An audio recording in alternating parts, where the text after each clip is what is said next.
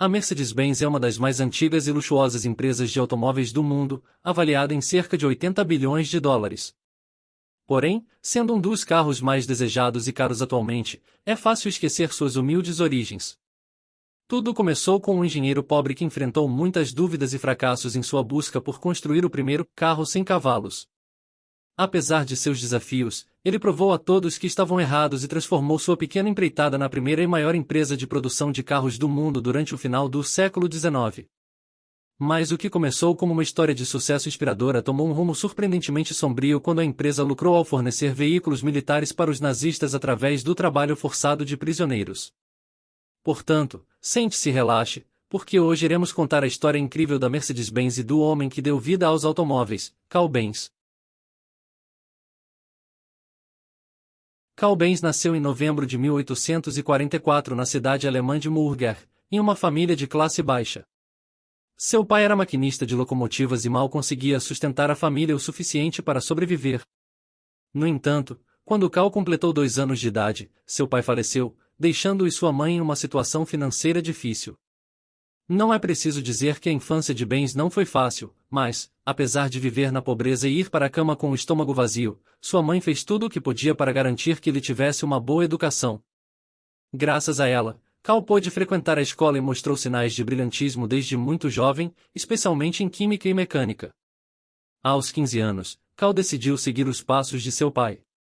Passou no exame de admissão para engenharia mecânica na Universidade de Karlsruhe, onde conheceu um professor que eventualmente desempenharia um papel importante em sua vida, Ferdinand Rettenbacher. Rettenbacher é considerado a figura principal que transformou a engenharia mecânica de uma profissão baseada em oficinas em uma ciência técnica na Alemanha, e era um grande defensor de que as máquinas a vapor, que eram principalmente usadas em ferrovias e embarcações na época, estavam rapidamente se tornando coisas do passado. Sob sua orientação, o interesse de Benz por carruagens sem cavalos realmente começou a se desenvolver.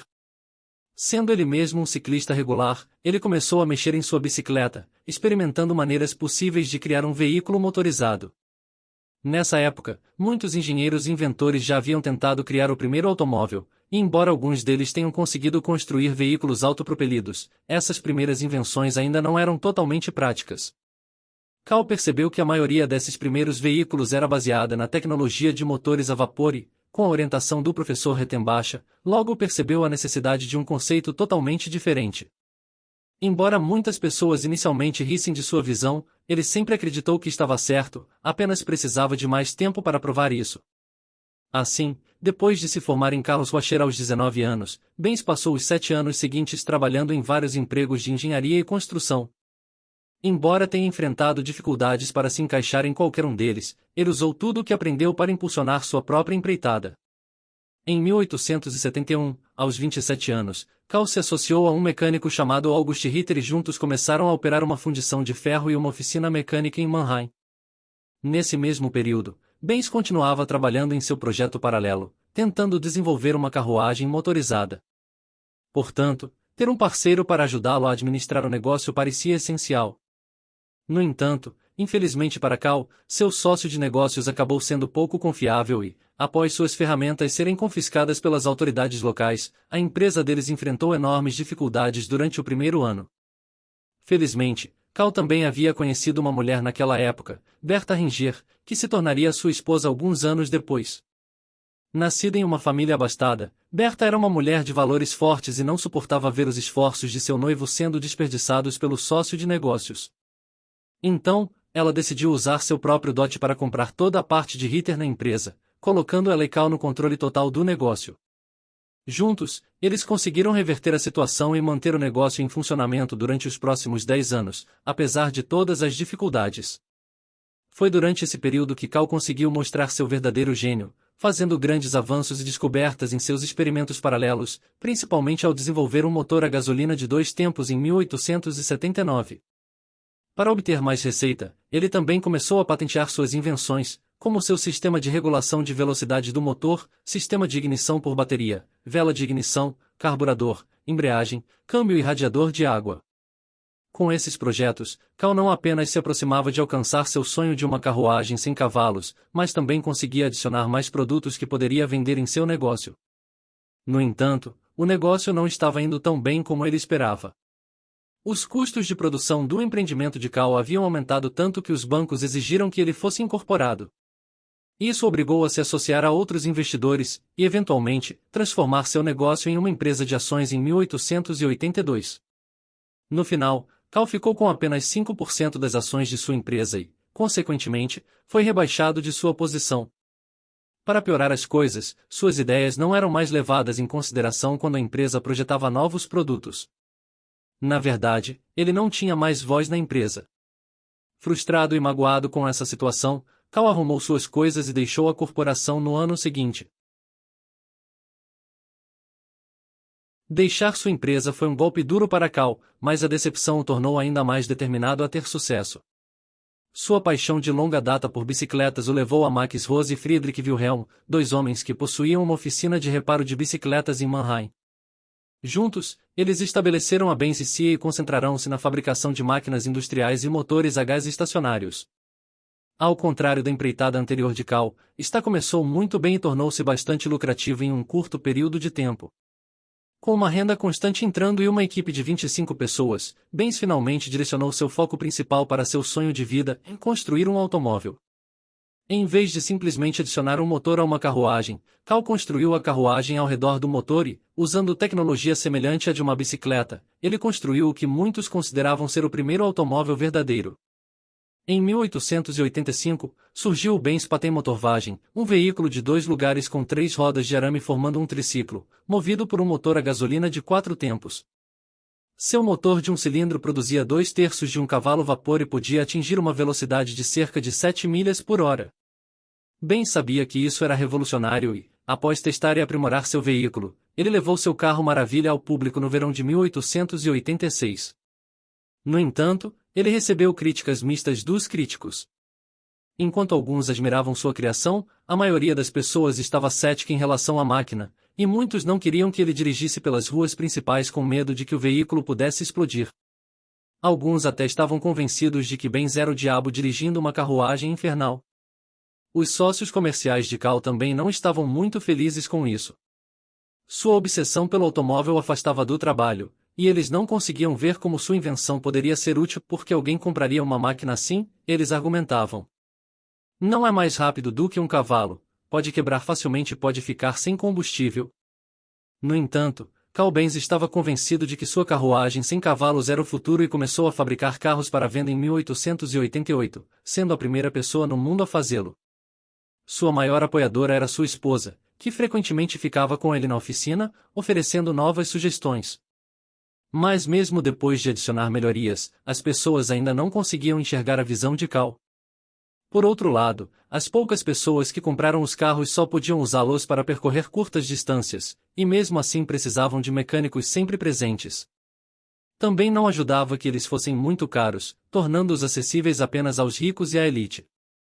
E mesmo muitos membros dessa suposta elite não os apreciavam porque eram barulhentos e sujos. Dito isso, uma coisa estava clara, Cal precisava convencer o mundo de que o automóvel veio para ficar. Em uma manhã de verão de 1888, Bertha Benz levantou-se muito cedo, enquanto Cal ainda estava na cama, e entrou no carro de seu marido para embarcar em uma das jornadas mais importantes da história do automóvel.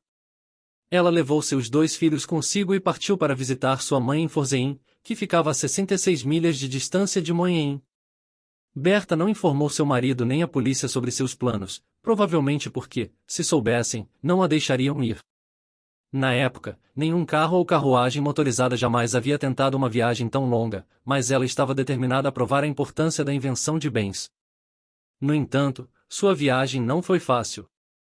Bertha encontrou muitos problemas ao longo do caminho, como estradas empoeiradas e pedregosas feitas para cavalos, tendo que parar em uma farmácia para obter mais gasolina e até ter que fazer algumas reparações mecânicas. A viagem de 66 milhas levou mais de 12 horas para Bertha e seus 2 filhos, mas eventualmente eles chegaram em segurança a Pforzheim. Mais do que qualquer outra coisa, a viagem alcançou o objetivo que Bertha havia estabelecido, em chamar a atenção das pessoas para o fato de que o automóvel era o próximo grande avanço. Com isso, o Motorwagen de Benz tornou-se o assunto da cidade e recebeu grande publicidade para os negócios de Cal. Bastante rapidamente, a Benz SIA começou a expandir-se, a ponto de, em 1890, tornar-se a segunda maior fabricante de motores da Alemanha, embora não pela venda de carros, mas sim de seus motores estacionários a gasolina. No entanto, com a adição de dois novos sócios comerciais, Friedrich von Fischer e Julius Ganz, eles em breve ajudariam a reverter essa situação, cuidando dos aspectos comerciais e de marketing. Isso permitiu que Benz focasse mais em seus objetivos de engenharia e pudesse patentear várias novas inovações automobilísticas, como a transmissão de engrenagem planetária, a direção de duplo pivô e o motor plano com configuração boxer. Ele também projetou e fabricou um automóvel novo e aprimorado, por recomendação de seus sócios comerciais, que chegou ao mercado em 1893. Ele o chamou de Benz Vitória, um veículo mais luxuoso de 2 passageiros, equipado com um motor de 3 cavalos de potência capaz de atingir 11 milhas por hora. Graças à sua confiabilidade, o veículo vendeu razoavelmente bem, mas foi o seu design subsequente, o mais barato Benz Velo, que realmente decolou. Com uma produção total de cerca de 1.200 unidades, o Benz Velo se tornou o primeiro carro de produção em larga escala do mundo, fazendo da Benz a maior empresa automobilística do mundo durante as décadas de 1890 e início dos anos 1900. No entanto, enquanto a empresa Benz estava desfrutando de seu novo sucesso, também estava sentindo muita pressão de outra empresa localizada não muito longe, na Daimler Motor em Gesellschaft. A empresa concorrente, Daimler Motor und Gasmotorenfabrik, era liderada por Gottlieb Daimler e Wilhelm Maybach. Ambos eram engenheiros brilhantes, mas Gottlieb Daimler, em particular, era conhecido por ser muito competitivo e ter muitas conexões e conhecimento sobre como administrar um negócio, conhecimento que Carl Benz parecia não possuir. O primeiro carro da Daimler a ser vendido comercialmente apareceu em 1892. 2 anos depois, eles lançaram um carro de 2 cilindros. Em 1897, introduziram seu primeiro modelo com motor dianteiro, o Daimler Phoenix. Ficou claro que a empresa Daimler estava alcançando a Benz, pois seus veículos pareciam mais atraentes e confortáveis para o público. Infelizmente, o Sr. Daimler faleceu em 1900, deixando Maybach no comando da empresa. No entanto, foi sob o controle de Maybach que ele projetou sua maior conquista, o Mercedes 35 Corsa Povер, em 1901. O que torna este veículo tão especial é que foi o primeiro automóvel a reunir a nossa ideia moderna de um carro. Ele estava equipado com um potente motor a gasolina, o corpo era mais largo e maior, com um chassi de aço sob medida, e seu centro de gravidade estava próximo ao solo. Inicialmente construído para corridas, este veículo foi feito a pedido de um rico empresário, Emil Jelinek, que decidiu nomear o carro com o nome de sua filha, Mercedes.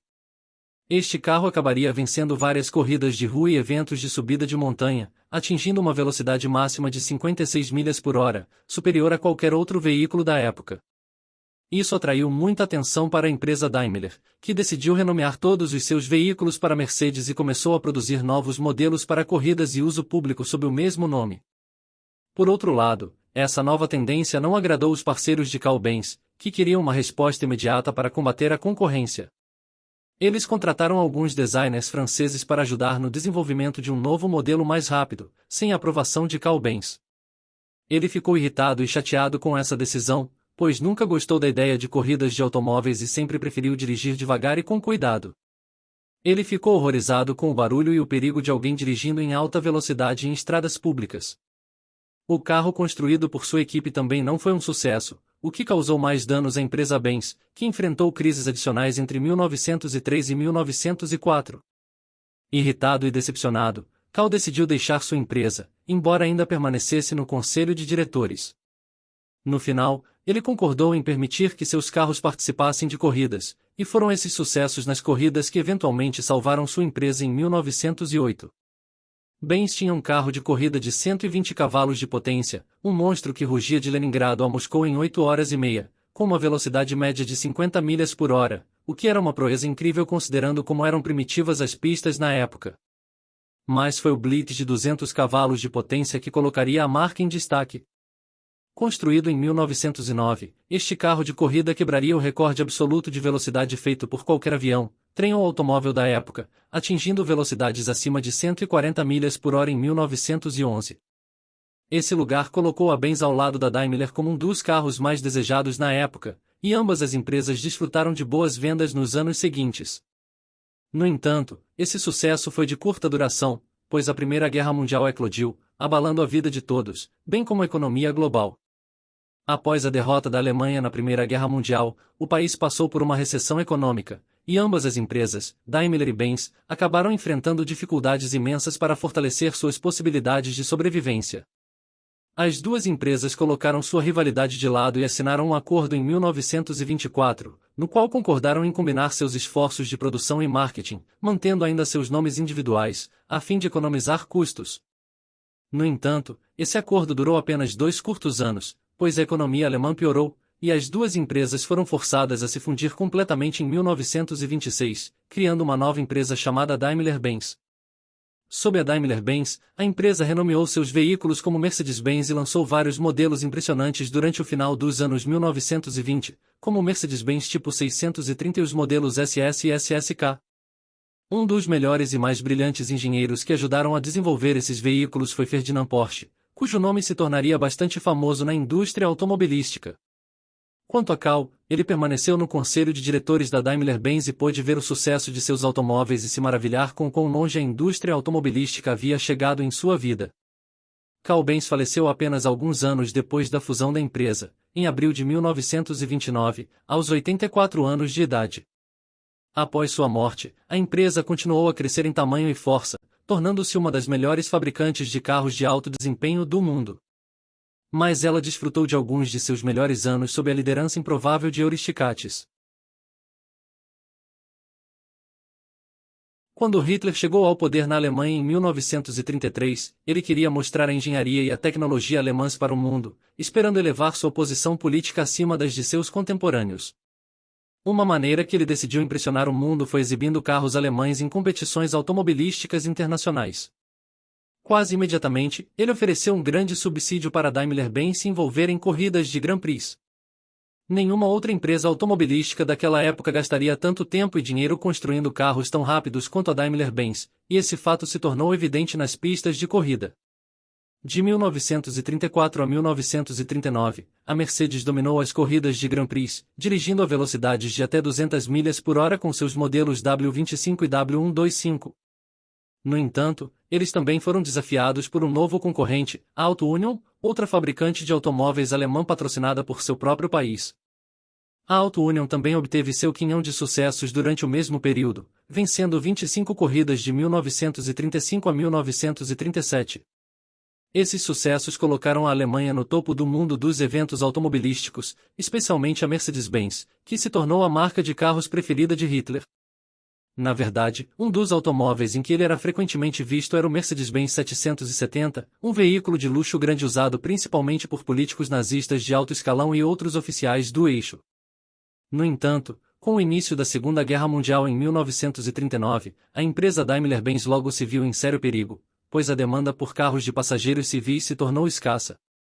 Eles começaram a fabricar veículos militares, submarinos, tanques e motores de aeronaves para o exército nazista. Sua maior linha de negócios eram caminhões militares capazes de transportar 3 a 6 toneladas e meia de suprimentos até 1942. Eles pararam de produzir carros públicos completamente, pois todos os seus recursos foram direcionados para o esforço de guerra. Com o aumento da guerra, novos funcionários eram necessários para lidar com o aumento da produção de armamentos. Como toda a força de trabalho agora estava lutando na linha de frente, a Daimler-Benz começou a recrutar mulheres para manter o ritmo de produção necessário. No entanto, ainda não era suficiente para atender a demanda, então a empresa recorreu ao uso de trabalho forçado. Prisioneiros de guerra, civis sequestrados e detentos de campos de concentração eram abrigados perto das fábricas e obrigados a trabalhar longas horas sob imensa pressão dos alemães. A maioria desses trabalhadores era do leste europeu e estava internada em campos de barracas com ambientes precários semelhantes aos de prisões, enquanto os detentos de campos de concentração eram monitorados pela SS e viviam em condições desumanas. Muitas pessoas morreram nesses campos, seja por desnutrição severa, maus tratos ou até tortura, e em 1944, quase metade dos 63 mil funcionários da Daimler-Benz eram trabalhadores forçados. Quando a guerra terminou em 1945, a empresa sofreu um grande golpe devido ao Acordo de Potsdam, em que todos os ativos alemães no exterior foram confiscados e usados como pagamento de reparações. Isso levou a Daimler-Benz a perder todas as suas subsidiárias, afiliadas e filiais estrangeiras, sendo reduzida apenas às suas próprias fábricas em seu país de origem. Em outras palavras, eles tiveram que recomeçar do zero e se reerguer novamente. A Daimler-Benz passou por uma reestruturação e teve que limpar sua alta administração por causa dessas mudanças drásticas. A empresa conseguiu obter uma licença de produção das autoridades de ocupação americana em 1946, apesar dos danos graves causados pelos bombardeios em suas fábricas. A Mercedes-Benz ainda tinha a vantagem de possuir sua própria planta, enquanto muitos concorrentes, como a BMW ou a Adler, perderam suas instalações ao acabarem em território soviético. A empresa Mercedes-Benz concentrou então seus esforços na produção de ambulâncias, veículos de patrulha policial e vans de entrega, baseados em seus modelos 170V, e utilizou uma de suas fábricas como um centro de reparos para transportes militares dos Estados Unidos. Em 1947, eles voltaram a produzir veículos de passageiros, com apenas 1.045 unidades de seus modelos 170V sendo produzidas durante todo o ano. Mas mesmo nessas condições menos do que ideais, a Daimler-Benz ainda conseguiu obter lucro apenas um ano depois, na década de 1950. A Mercedes-Benz conseguiu recuperar grande parte de sua influência, fazendo um retorno forte em eventos automobilísticos, além de alcançar vendas bem-sucedidas em todo o mundo, tanto que, até 1954, a empresa já havia lucrado mais de $1 bilhão. Ao longo dos anos, a Mercedes mudou completamente sua imagem e se tornou uma das marcas de carros mais valiosas do mundo. No entanto, nada disso teria sido possível sem Carl Benz, que, apesar de sua origem humilde, desafios e críticas, teve a coragem e determinação de transformar seu sonho em realidade. Obrigado a todos por assistirem. Espero que tenham gostado do vídeo e, por favor, não se esqueçam de curtir e se inscrever. Até lá, nos vemos no próximo.